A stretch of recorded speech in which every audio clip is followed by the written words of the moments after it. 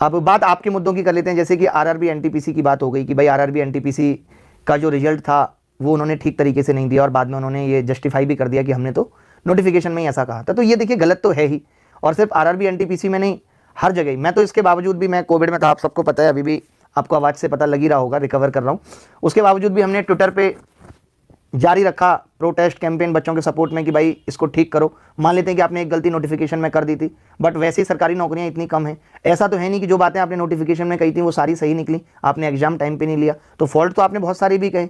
जहां आपका मन होता है आप अपनी बात सही करने के लिए कह देते हैं हमने नोटिफिकेशन में ऐसा दिया था। जहां आपको लगता है और भी चीजें, अगर विद्यार्थी यही चीज कहने लगे कि नोटिफिकेशन में आपने ये दिया था कि आप टाइम से एग्जाम लेंगे, वो सब तो आपने नहीं किया। तो देखिए अभी भी उस पर प्रोटेस्ट चल ही रहा है और मुझे लगता है कि रेलवे को झुकना चाहिए। और इस वक्त तो चुनाव का माहौल है, आप सबके पास इतना अच्छा हथियार है ये चुनाव। मैं वो बताता हूँ कि जब से मुझे कोविड हुआ है, मुझे सरकार के यहाँ से दवाइयाँ बड़ा टाइम पे आ रही हैं, कॉल भी आता है। मुझे लगता है कि यूपी में चुनाव है, अगर मुझे ऑक्सीजन की भी जरूरत होती तो शायद सारे मुख्यमंत्री कैंडिडेट खुद ही लेके आ जाते। तो ये अपने फायदे के लिए इस वक्त आप देख रहे हो जितनी भी पार्टियां अपने अपने मैनिफेस्टो में फिर भी बेरोजगारी पे बहुत ज्यादा फोकस नहीं कर रही हैं। कोई भी पार्टी की आप बात कर लीजिए, तो आपके यहाँ जो भी कैंडिडेट वोट मांगने आ रहे हैं उनको कहिए कि भाई आप बेरोजगारी पे तो बात ही नहीं कर रहे, ठीक है। अब जिन बच्चों को देखिए सिलेक्शन हो जाता है, वो ये सोचते हैं कि यार सिलेक्शन हो गया, कम बच्चे हैं, ठीक है हम तो चलो निकल गए।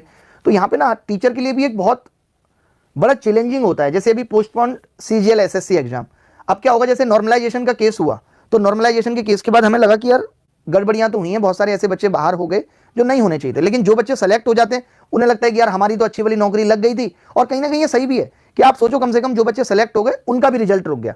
तो अब ऐसे में क्या किया जाए, आप अपनी जगह टीचर को रख के देखिए कि वो टीचर क्या करे।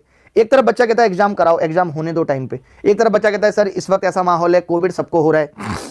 देखिए एक हफ्ता तो लग ही जाता है कोविड से रिकवर होने में, ऐसा नहीं है इस वक्त की ऑक्सीजन की जरूरत पड़ रही है, बट फिर भी एक घबराहट है, सेकंड वेव का एक डर है कि बिना मतलब भी ऑक्सीजन लेवल नीचे चला जाता है। तो ये सारी चीजें हैं, तो हमें भी बहुत असमंजस की स्थिति हो जाती है कि यार हम कैसे किस बच्चे का सपोर्ट करें।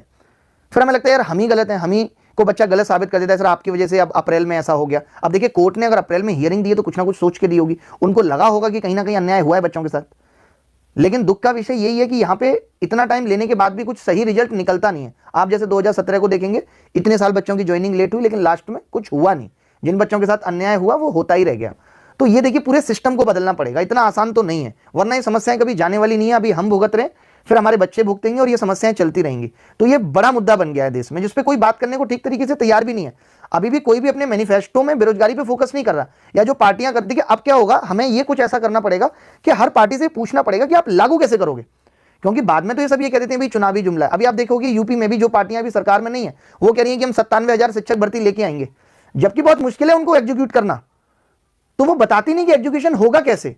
तो अब पार्टियों को ये करना चाहिए कि मैनिफेस्टो में ये बताएं कि वो इस तरीके से भर्ती करेंगे, इस तरीके से वो और चीजों को रोकेंगे। ये कोई बताने को तैयार नहीं है, बस उनको क्या है, ये बड़ी बड़ी बातें करके हम इतनी भर्ती लाएंगे, ये करके अपनी तरफ वोटर्स को अट्रैक्ट करना है। सोचिए हमारे देश में डेमोक्रेसी है, हमारे वोट से सरकारें बनती हैं, और उसके बावजूद हम पिछले 25-30 साल से सिर्फ इस बेरोजगारी की समस्या से लड़ रहे हैं। ईमानदारी से जितनी वैकेंसी हम उतनी नौकरियां भी नहीं निकलवा पा रहे हैं। तो मुझे लगता है कि हम वोटर्स का ही फॉल्ट है, वो चाहते ही नहीं। आज देश में बेरोजगारी इतना बड़ा मुद्दा है लेकिन विपक्ष इस पे बात ही नहीं कर सकता। विपक्ष के अंदर हमारी जितनी भी अकल नहीं कि बेरोजगारी पे वो बोल सके। वरना आप ये बताओ, कुछ एमपीज तो हैं ही है ना संसद के अंदर जो रूलिंग पार्टी के नहीं है, बट उसके बावजूद भी वो नहीं रख पाते बात को, उसके बावजूद भी वो नहीं बोल पाते चला के कि भाई बेरोजगारी पे बात करो। कोई करने को तैयार ही नहीं है बेरोजगारी पे बात। इतना देश में आप देख रहे हो, लगातार 2 साल से तो हम ट्विटर पे लगातार एक्टिव हैं, और सब बच्चों ने भी अपने नाम के आगे बेरोजगार लगाया, मीडिया ने भी बहुत नहीं दिखाया, थोड़ा बहुत तो दिखाया ही, बट सिर्फ बातें हो रही हैं। अभी भी मैं आपको कह रहा हूं सिर्फ बातें हो रही हैं, क्या रोजगार मिटा देंगे, कैसे मिटाएंगे इस पे कोई बात नहीं कर रहा, कैसे मिटेगी बेरोजगारी इस पे कोई बात नहीं कर रहा। देखिए उदय सिंह है, और उदय सिंह बहुत नादान बच्चा है। एक नादान बच्चे ने एक बहुत ही खतरनाक बात बोली, क्या मैं बोलूं। उदय सिंह बोलते हैं, मैम सही सही बताना, कुमार गौरव सर से सेटिंग चल रही है आपकी, मुझे पता चल गया है, और मुझे ये भी पता है तुम उनसे मिलने के लिए जोधपुर गई थी ना। आप भी ना मैम बहुत खतरनाक हो कसम। अब इसका जवाब मैं नहीं दूंगी उदय सिंह को। उदय सिंह को जो जवाब देंगे वो मेरे बच्चे देंगे, मुझे जवाब देने की जरूरत ही नहीं है उदय सिंह को। पुष्पा शक्ति अपने शब्दों में रखो, अपनी आवाज में नहीं।